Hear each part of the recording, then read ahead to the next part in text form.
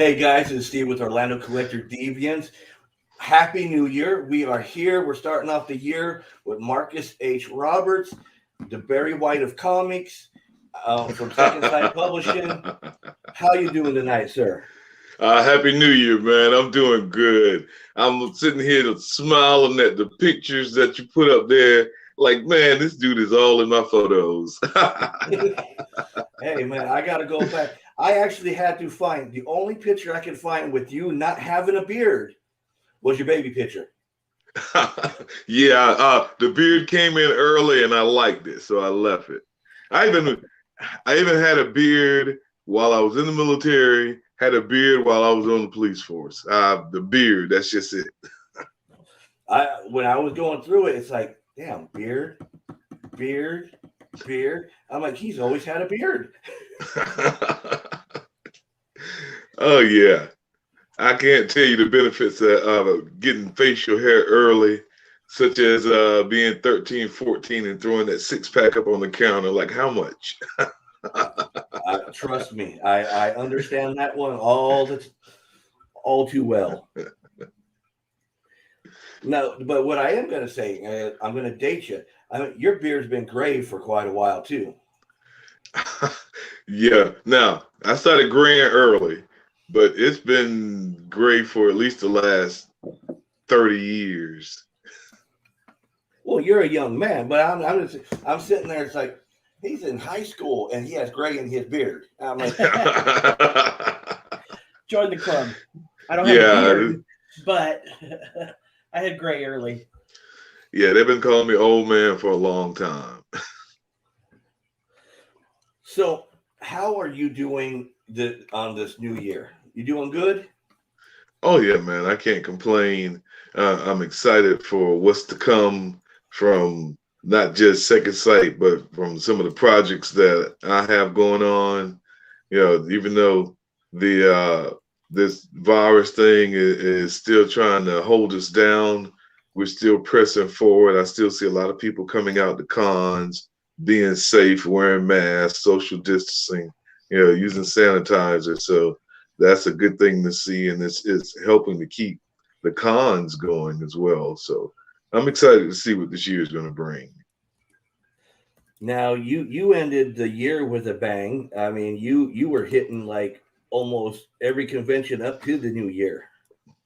Yeah, I did cons up until December, and after I finished that last con in December, I said, you know what? Next year I am definitely taking December off. I think I'm gonna take the months of November and December off because yeah, I did cons every month from August. Yeah, I didn't do anything in like July. I didn't do anything in June, but from January of last year until like May, I was in cons. I, as a matter of fact, I did do something in July, but it was the very end of July. I went up to Tupelo for the Tupelo Con in Mississippi. And then from that, it was MegaCon, and then, just cons. I'm here in Florida, so it's cons every month. It's a show someplace, whether it's a 1 day show or a 2 day show, or even a pop up event. Every month you find something, so it's easy to do the shows. Well, I know for a fact you have a show in February. Yes, definitely looking forward to that. Uh, Last year, which I know was the inaugural year, I mean, it was an awesome show. It was awesome to say the least. And I'm really looking forward to seeing what this year is going to bring. From what I hear, got a better location, a little more size, a little more people, and it's Yep. really going to be awesome. Well, That's the and word for the night. Awesome. I'm going to tell you, you got the prime seat. I'm going to tell you why. You are by my headliner. Well, I'm You have humbled. my head my headliner's right here, and then Marcus is right here. Well, I'm humbled, and maybe I'll whisper some very white things in his ear and get some free autographs or something. Take some pictures.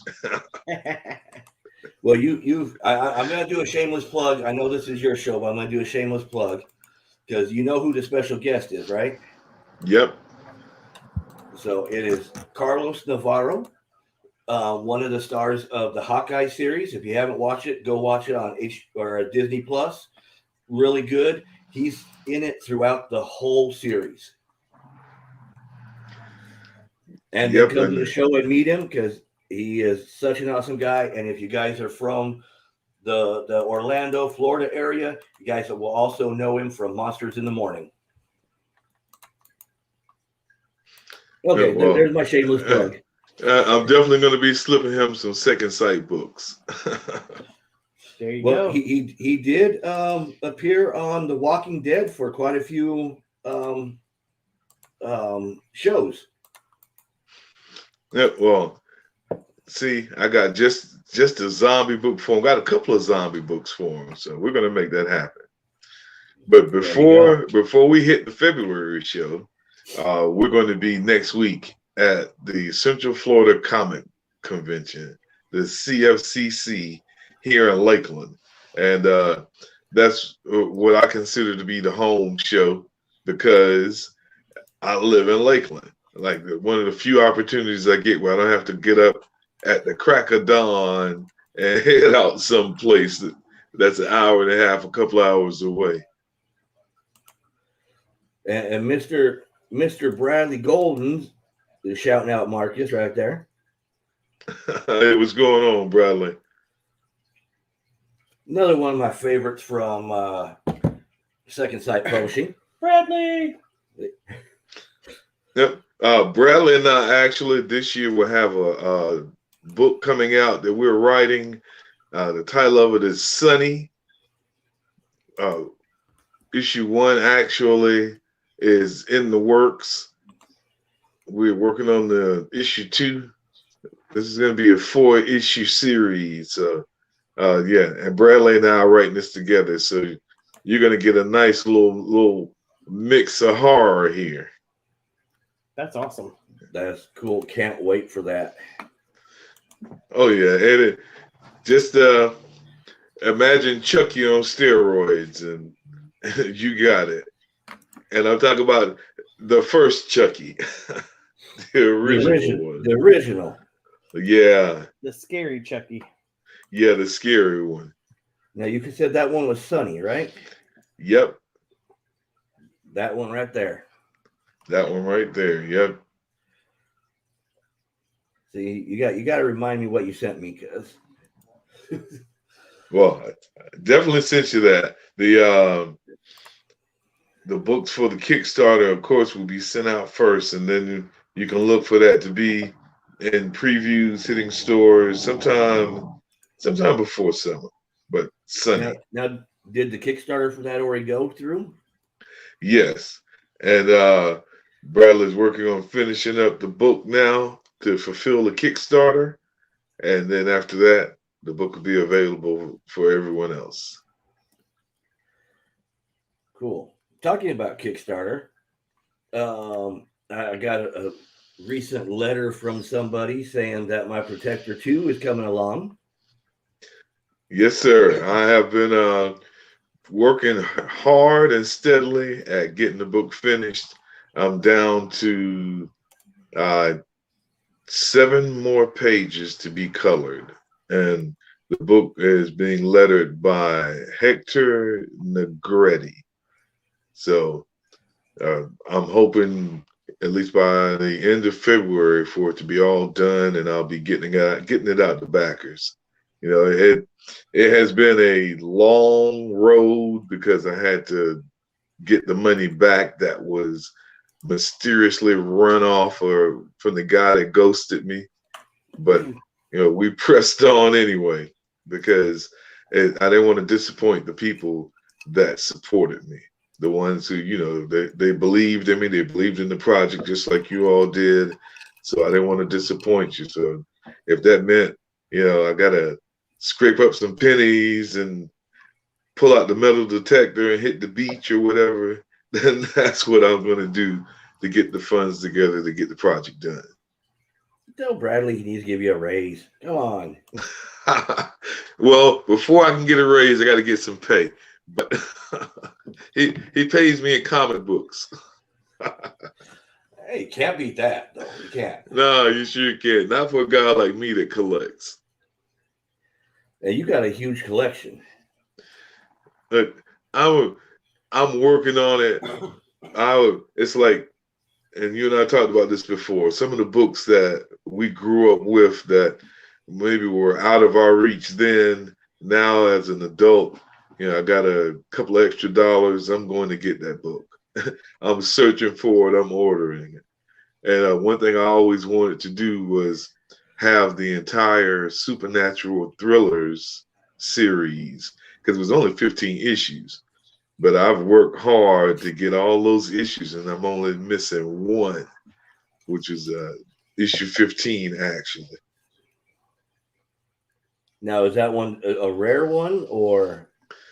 Well, it has from starting from issue 5 of that, you have this character, the Living Mummy, and issue 8 of the series. Well, you had issue 5. Issue 6 was another story, but starting in issue 7.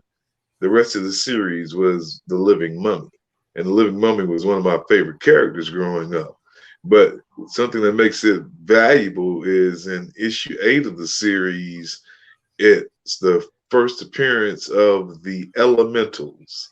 And the Elementals appeared in Spider-Man Far From Home. So that issue is a valuable issue. And then the issue 2 of the series was a valuable book. Of course, issue 15, the last book of any series, is valuable, but that issue 5, which is the first appearance of the Living Mummy, and that issue 8, which is the first appearance of the Elementals, and the issue 15 are all valuable books in that series. That's cool. Well, it's a whole. I mean, a lot of firsts for that whole series itself. Exactly. But as a kid, just coming up, it was something about the stories from that series because, like, the issue 1 was it had it on the cover, big red hairy monster. It. They had a Dr. Jekyll and Mr. Hyde in the series. They had a headless horseman in the series. So just the different stories always they attracted me because in school, they always wanted us to read those books, and for me, the comic books were the shortcut, the cliff note. Yep. Now there's you work with Second Sight Publishing, Yes, and sir. there's some big news coming this year that they're opening a Florida office now. Exactly. The Florida office primarily is for the direct market, and also as a warehouse for books for creators. But because I'm here in Florida mainly, and this is where our warehouse is, it just made sense to have our facility or our office here in Florida. And it works that Lakeland has a whole bunch of warehouses. Yeah, does help. I think Lakeland is the warehouse capital of the world. But yeah, it just made sense for it to be here because we really want to bolster up our direct market because we know that there are stores out there, more and more stores actually, that are wanting to get away from Diamond, wanting to get away from the traditional distributors, and being able to provide books to them directly, being able for those stores to contact us directly and order books and get their book purchases. It's something that I think is a natural evolution in the industry. It's something that publishers are going to become because the retailers are kind of fed up with this big distributor system. So we'll see big. So really, no changes, just better distribution. Exactly. Exactly. No changes. We still operate the way we've operated before, but as I said, we have now in Florida a more direct market for retailers, uh, being able to kind of separate things as far as the creators and they're getting their books, where you don't have a Bradley and I doing the same thing as far as sending out comp copies, or the creators ordering books. And Bradley has a set of books there with him in Mississippi, and I have a set of books here with me in Florida. Now all the books are here in Florida. That's awesome. Now, how many titles does Second Sight now carry?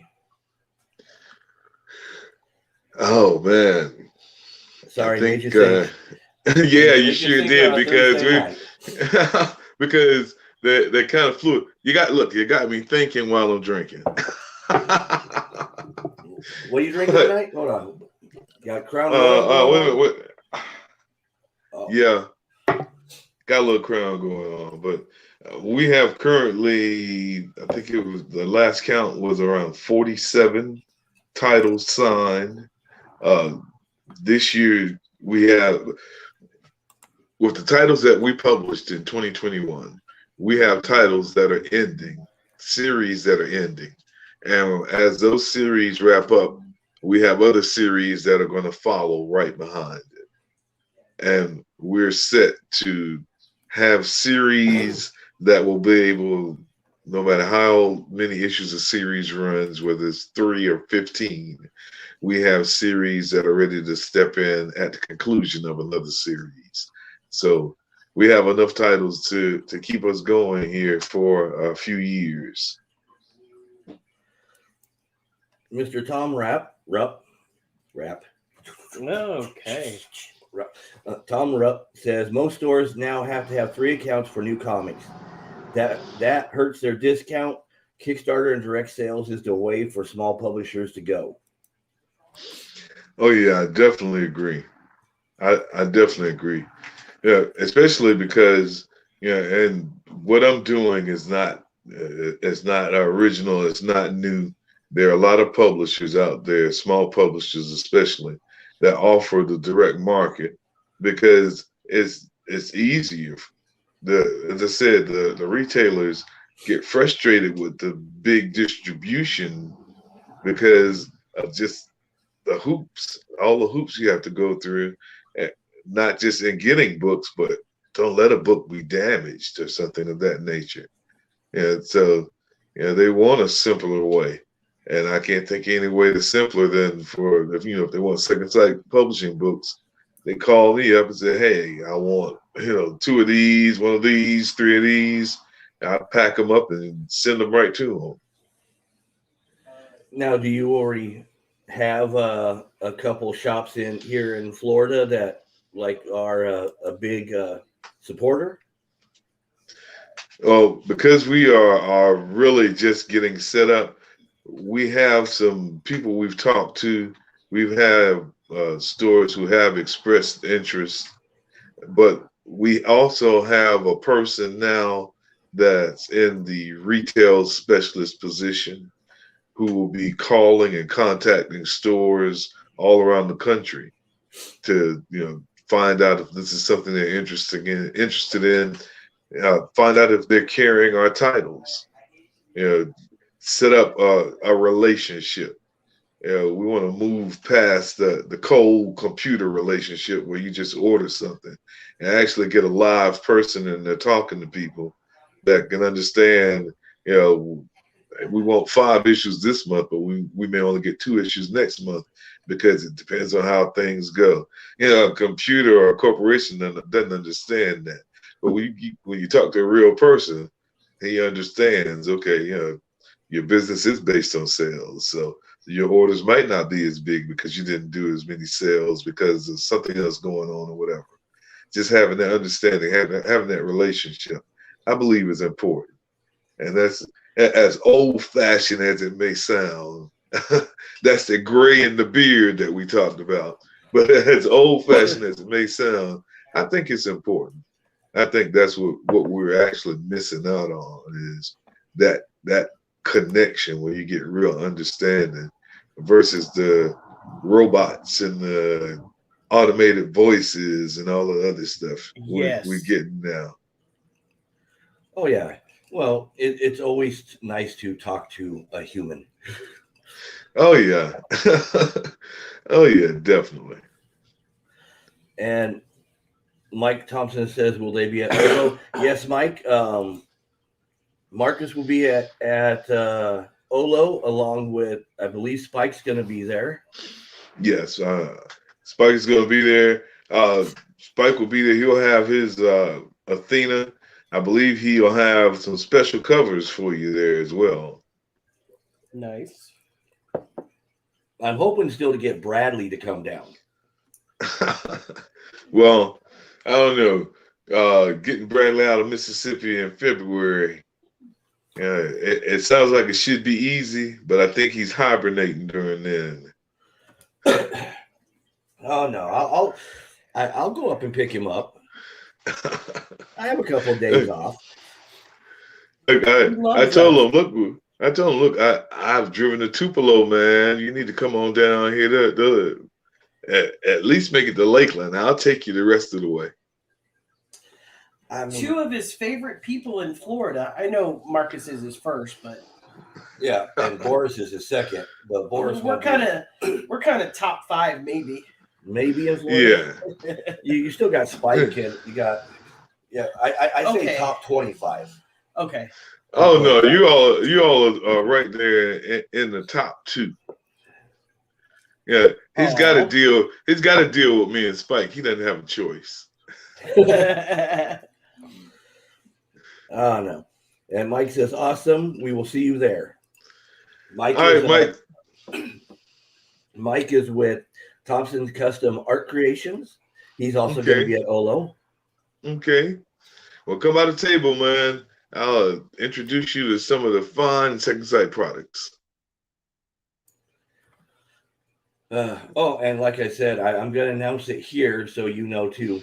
I've already announced it on the page, but Boris's master has booked a cruise that same weekend as Olo, so Boris has to go take care of his master that weekend and cannot partake in Olo this year.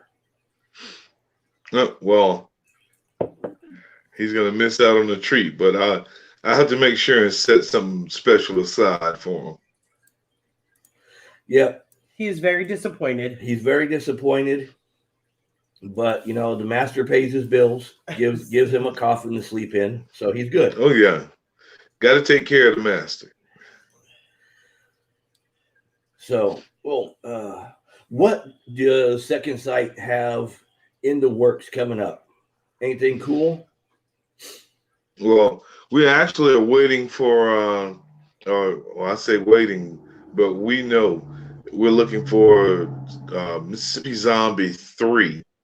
That should be hitting previews, if not for that's 2. February, should be for March.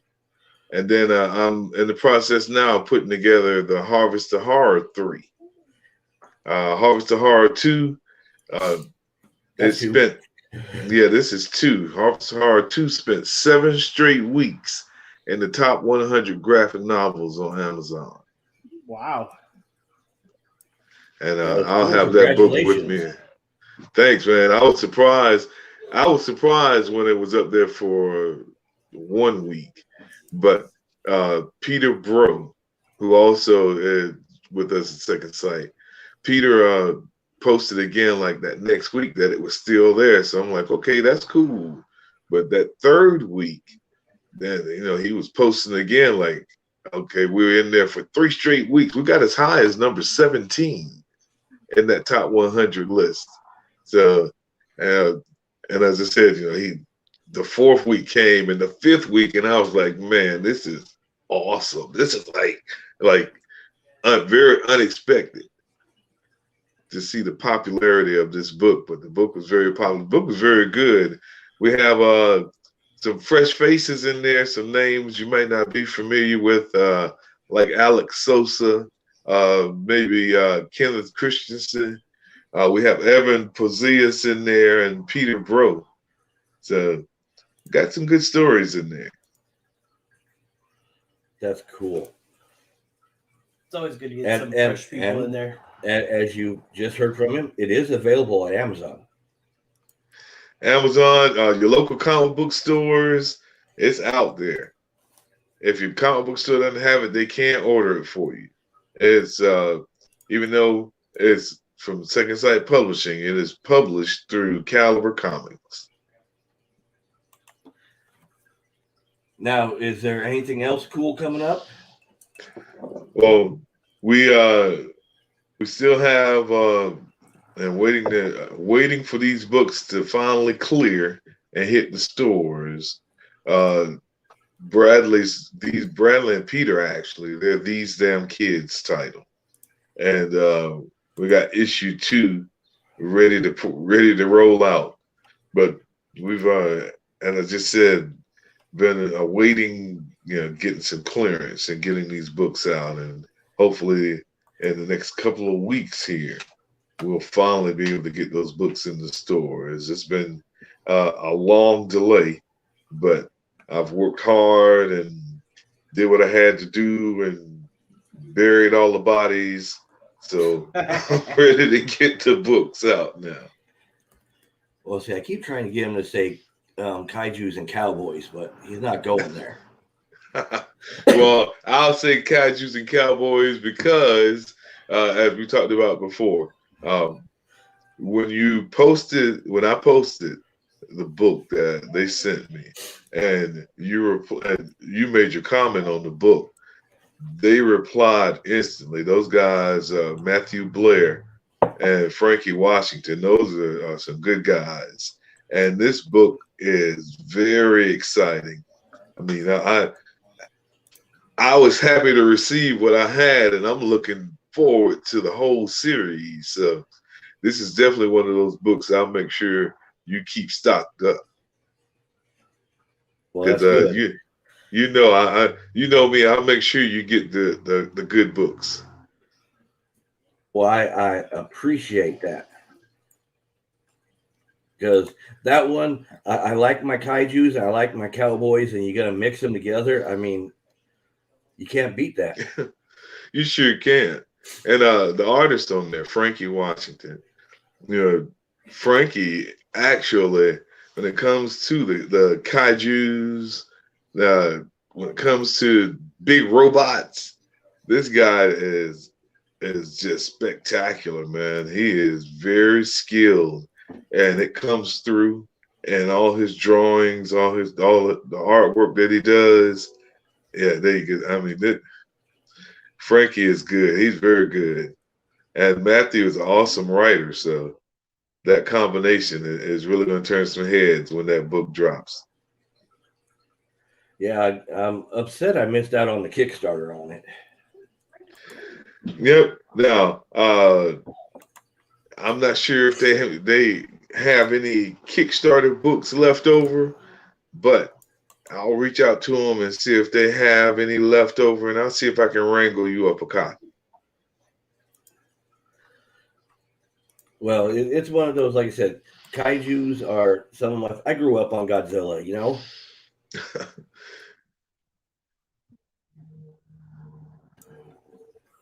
So I grew up on them before they were kaijus, They were in the MonsterVerse back then. I grew up with Godzilla in the like Saturday afternoons, and then followed by like Gunsmoke and stuff like that. So yeah, now the one thing that I was always confused on was the actual size of Godzilla, because it seemed like he could grow and shrink at will. It depended what movie, Yeah, like with the Hulk as strong as he needs to be. Godzilla would be as tall or big as he needed to be, depending on who he was facing. Yeah. Well, the Hulk, the angrier he got, the stronger he got. So the more you pissed him off, the badder he became. Yep. So maybe with Godzilla, the angrier he got, the bigger he got. That's why I the whole I'm gonna piss a lot of people off, but Avengers Infinity War when Thanos like knocked out Hulk, no way, because Yeah. like I said, nothing could outdo Hulk's strength because he didn't even have the whole Infinity Gauntlet at that time. Yeah. Well, they had to make it good for the movies. They don't like to credit Hulk with the strength that he really has because I mean, who could face him? Who could defeat him? So they got to try to make him defeatable. Well, see, and that's why I liked what was it, the movie The Hulk, Yeah. not the Incredible Hulk movie, but the Hulk, the one with Nick Nolte, because it actually showed him the more angry he got, the bigger he kept getting. Mm-hmm. Like when they were shooting him with the jets, you watched him grow in size because he was getting Yeah. more angry. Yeah. That's the only movie to me that actually did him justice to the comic books. I don't know. I think it's more of a combination of both because we're with Ed Norton and that Hulk, the Hulk that we were most familiar with, which was the one that had a little bit more intellect. That's the one that they were portraying, and that's the one that we really became more familiar with. The one that had a little more intellect. That wasn't just a mindless beast that was out there destroying everything. Even I mean the whole reason why we get Hulk smash is because that Hulk that we were most familiar with would say simple sentences and simple phrases and whatnot. So Oh yeah, uh, no, I'm a big Hulk fan. I like the Edward Norton Hulk. Um, he did great, I think, as the Hulk. I loved it, but to me, like I said, the first Hulk movie was more realistic to the comics. Edward Norton did a great job. He even did a great Bruce Banner. yeah. And then we got to the Avengers movies, and then it's like, eh.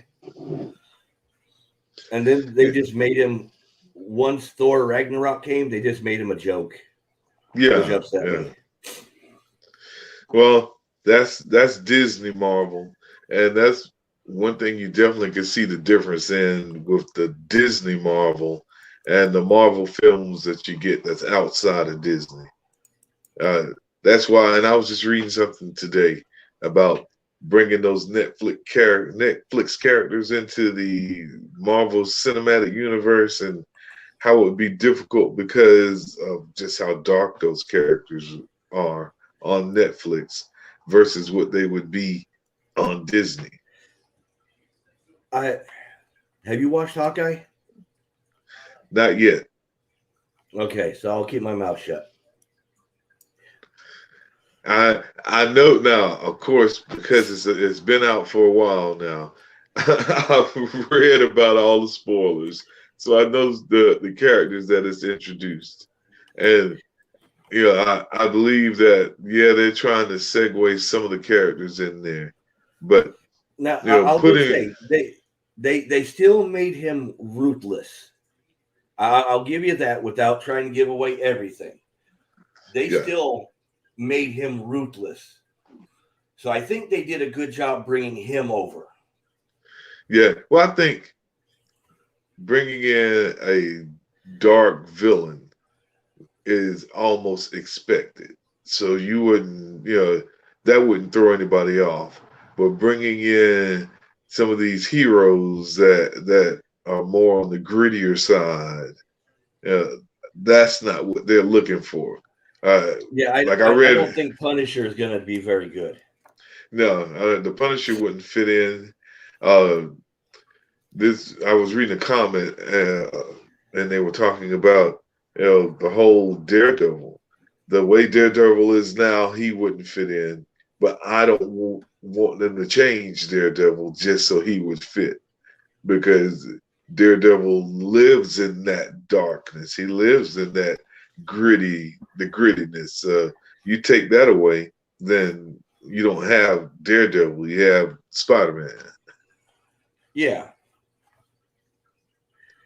Speaking of Spider-Man, have you seen what's the last one? No Way Home? Nope, hadn't seen it yet.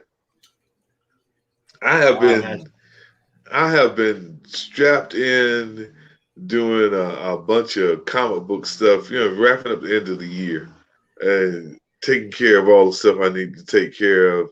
I hadn't seen too much of anything. Plus, when I'm writing, because I'm actually working on 3 different stories now. When I'm writing, I don't watch much television. It kind of breaks the flow. Now, Like, see, I have to say, me and Trish did the day after Christmas, we went up to your neck of the woods, and we saw it at the drive-in. okay. Yeah, I actually stay right around the corner from the Silver Moon. Oh, see? I sure do. Right around the corner from the Silver Moon. That is one of the few drive-in theaters left in the country. And for, during the whole quarantine, that was one of the best outlets for anybody that was getting, stir crazy, being stuck in the house. The drive-through was open because you can social distance. You're in your car. Exactly. That's like the ultimate social distance. You are in your car, and the next person is in their own car. So that drive-through, it's been around. I don't see it closing anytime soon. Me and Trish love to drive in. We just haven't got to go in a long time, and we both had the Monday after Christmas off. So it's like, why don't we just go on a Sunday night? We don't have to get up early on Monday.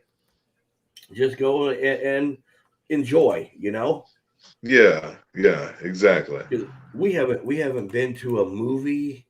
Oh my God, I don't know how long. It was either before the pandemic. It was either Wonder Woman or Deadpool. One of those two. That was whatever came out last. Was the last time we were at a movie. Yeah, I think Deadpool was the last movie that I went to see.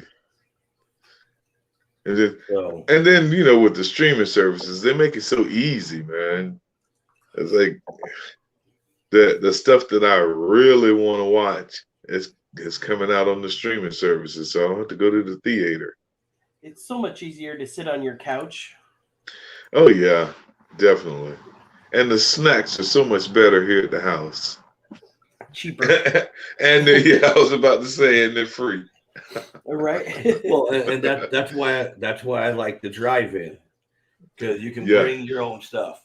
We still went and got popcorn from it, but we take our own. We call them foil dogs. We make hot dogs, put them in the foil. That way, when you get there, the bread's nice and moist and everything. Yeah. So and since we're on a special diet, we can bring our own stuff and still enjoy a movie, Yeah, exactly. Well, that Silver Moon Drive-In, located in Lakeland, Florida, they get a free plug tonight. Yeah, look at that. And Trish just plugged them down there, so. And what I like about Silver Moon is you get to at least watch 2 movies for the price of the one. Yeah. Oh yeah. Like I said, that drive-in, man, when I first moved down here, because I'm originally from a little small town there in Georgia, and we didn't have a walk-in theater. We had the drive-in. So I grew up going to the drive-in. So, moving here and there being a drive-in, like I said, right around the corner from my house, it's real convenient, real nostalgic. Well, and I grew up at the drive-in, because it was always special when I would see my dad popping a huge old bag of popcorn. I knew we were going to the drive-in, you know. Yeah. And we had like a Oh little yeah. Pinto station wagon, and you take the blankets and pillows because you know you're a kid, you're falling asleep anyways. So Yeah. And you didn't have to wear a seatbelt because when you fell asleep, mom could just drive you home. yep. Yep. Well, back then, you know, cars were made of titanium, so Right. So you haven't seen Spider-Man, so I will have to say it bypassed my expectations. Mm-hmm. well, from everything that I've read, because like I said, you can't help but see spoilers because that's how it is. People are going to talk about it. But from everything I've read, it sounds like it's going to be worth my time watching it. It And, is, and I tried to stay away from the spoilers for the 2 weeks till I got to see it. well, I just like the fact that they're introducing more and more characters because one of the things that I I guess complained about with the Avengers movie was just the limited characters that they were working with. And even though you know you had the Guardians of the Galaxy movie, still you had characters that not everyone was familiar with, even comic book people. Not everybody would read those Guardian of the Galaxy comic books. So having those Netflix shows, even doing the Agents of Shield, that really helped out with the Marvel Cinema universe because those were new characters. So to see them introduce new characters and bring more and more characters from their comics into the Marvel Cinematic Universe to me it's an exciting thing. Yeah, but with Agents of Shield, they screwed up. They brought in the wrong Ghost Rider. Yeah, yeah. But see, the saving grace is the Ghost Rider that was on Agents of Shield was Robbie Reyes. So now that leaves you room for Johnny Blaze. Oh, I know. And if you remember when they introduced him, they kind of showed like Johnny was the one who gave him the powers. Yeah, Because I'm a big yeah. Ghost Rider fan, so And then it's the I just whole motorcycle versus the car thing. yeah, I'm a Ghost Rider fan. I'm not a Ghost Driver fan. Yeah, yeah. There's a difference. Yep. And Mike Thompson said after Spider-Man, if you're a fan of the Kingsman series, I'd recommend the Kingsman prequel. I was wondering how that's going to be because I am a Kingsman fan. That's a good series. Yeah, yeah. I've enjoyed all the shows myself. I've enjoyed those movies, man. They were unexpectedly good. Like I expected, I expected to see certain amounts of action. You know, when you talk about action movies, just certain things you look for that you know are going to be there. But the movies were actually better than what I expected. They exceeded my expectations. So I look forward to seeing that prequel. I know I won't be disappointed. Well, my son just barely found out the other day when I actually had to tell him. I said, "You know, the Kingsman is a comic, don't you?" He's like, "It is." Like, Yeah. Look, that's the way things are. And a lot of people don't realize how many shows and movies and whatnot originally started as a comic. But they were doing it way before Marvel started doing it. Marvel just happened to be more popular than some of the other people who've done comics, and these comics have been turned into movies. oh yeah. Well, and I think what helps is when people don't realize that they're comics. Um, it actually helps a lot Yeah, because then they love it. Then when they find out it is a comic, then they go back to the comic and check it out. yeah. Well, that's like that last Hercules movie that was based off a comic that you know I didn't know that that movie was based from a comic until the whole controversy about it came out, where I guess they did the movie without the consent or permission of the guy who created the book. You're talking about the one with the Rock, right? Yeah, that was the one with the Rock. Okay. Trish doesn't care; it just had the Rock in it. That's all she cared about. Hey, the guy is everywhere. He's everywhere.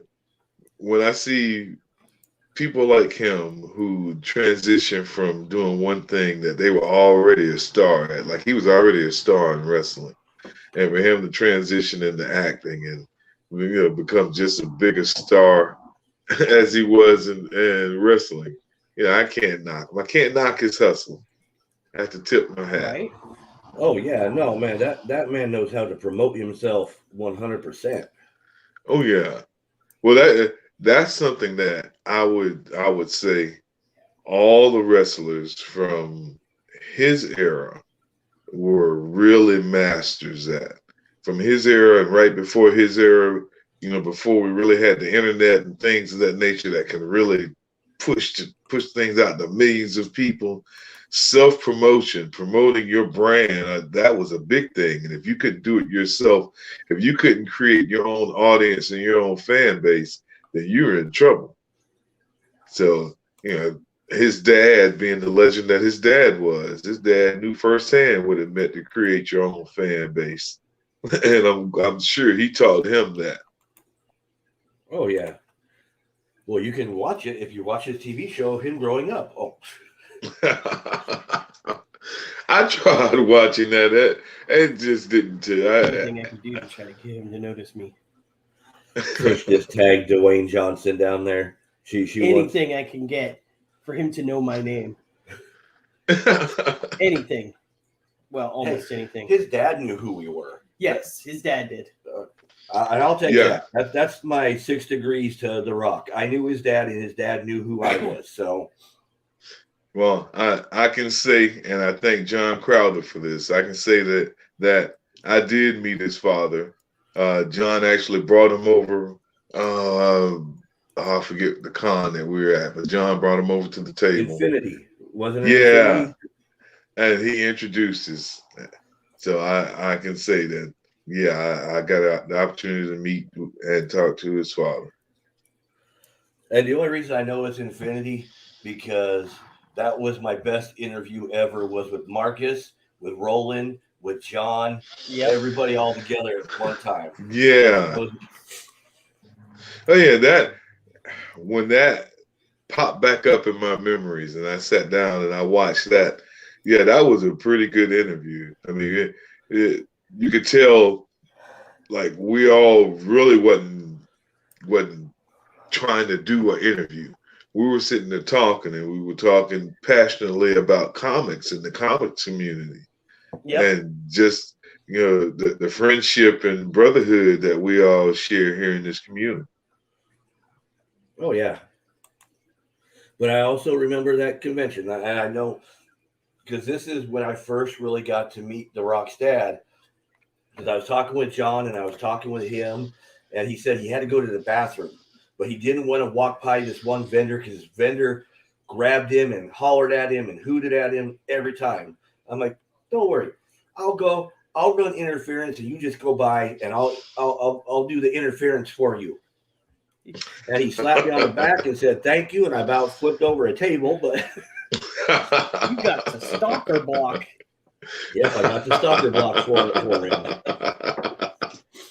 Oh, that's too funny. Like, I'll hold him off. You go run and pee. Right. And he was like the biggest teddy bear. Oh, he was so nice. He was. Now, and like when I met him, when we were introduced, I was really expecting like this big, boisterous voice. You know what I mean? Like, but he was a teddy bear. He was soft spoken. He was real kind. He was real humble. And I was real impressed when I met him because, I saw him wrestling growing up. But then to see this gentle giant in front of me. Like, hey, this guy's cool. Like, this could be my grandpop right here. Right?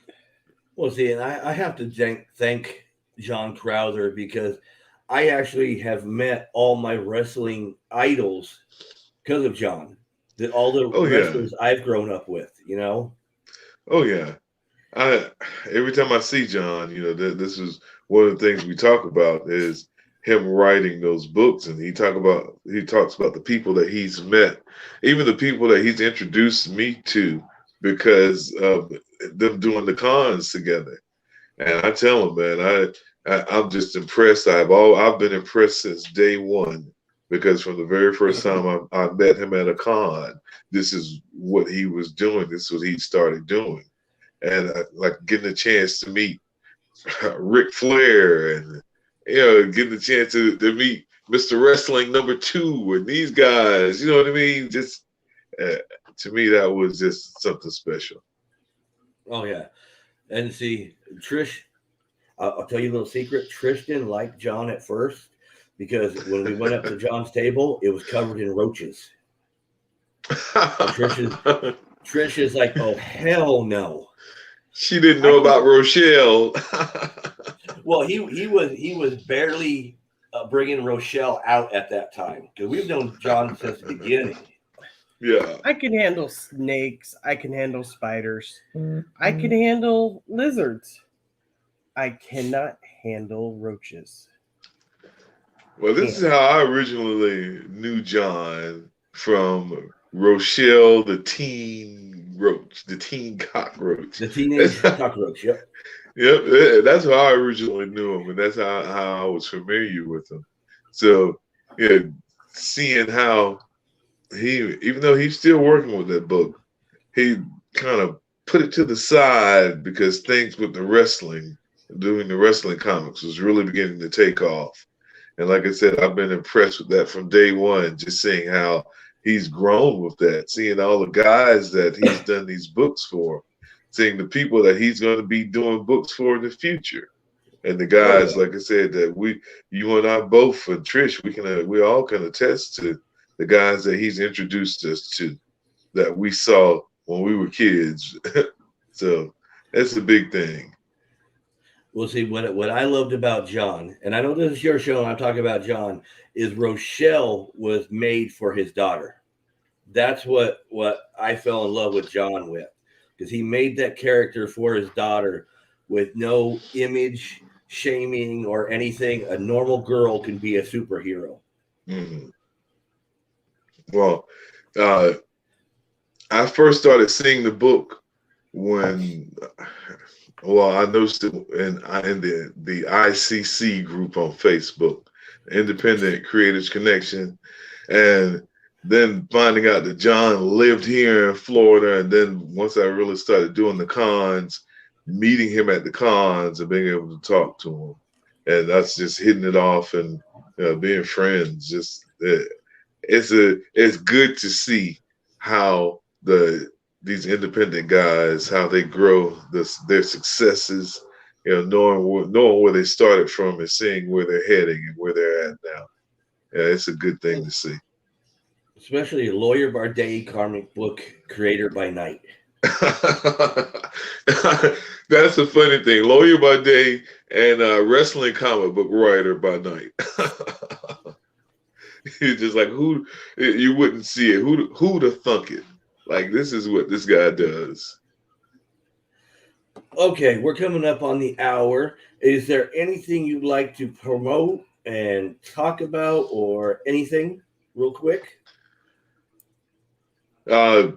Just next week, Central Florida Comic Book Convention, the Central Florida Comic Con, 15th through the 16th. I'll be there. Spike Gerald will be there. Second Sight Publishing will be in the house. Come check us out, and look for our books to be hitting your retail stores hard this year. And when you are part of a local comic book store, you let me know, and I'll put it out there where they can find your books for you. All All right, I definitely do that.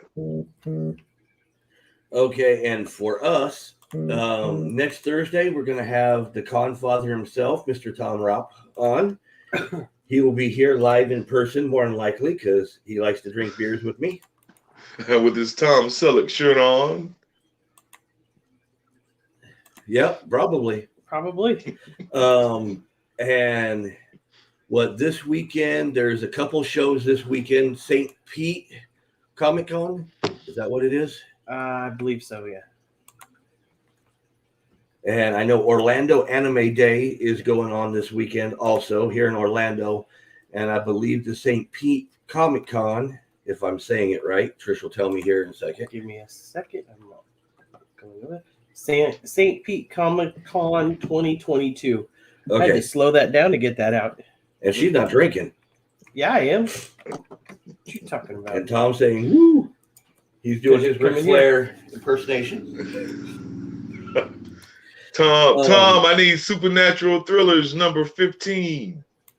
And if anybody can find it for you, Tom knows. If Tom don't have it, he knows somebody who might have it. Oh, Tom is the man. If I'm looking for a comic book, Tom already told me. You ask me. Don't go anywhere. Don't go anywhere else. Just ask me. So, Tom, Supernatural Thrillers number 15. And he says he may have it. See, Tom is the man. And let's see. So Tom is giving me the list of stuff. But on, what is it, the 16th of January is the DeLand Comic and Toy Show.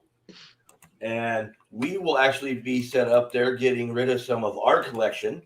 We are not going to be doing interviews. We're actually going to be selling parts of our history of what we've collected over the years at conventions and mystery boxes and all that kind of crap. So if you've ever wanted a chance to get a hold of some of our collection, now's your chance. Yep. There we go. January 16th, the Land Comic and Collectible shows at the Volusia County Fairgrounds. Tom will be there, of course, and so will we, along with a lot of other cool people. Yep. Like Feed Your Imagination, Half Gringo Comics, John Neville Collectibles.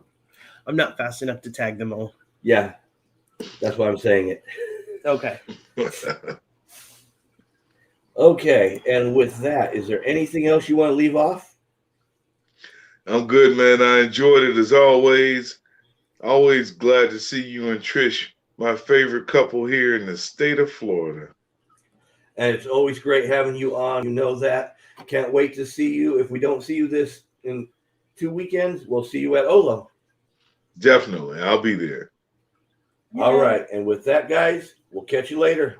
Bye. Bye. Bye. Hang on and we'll talk after. Okay.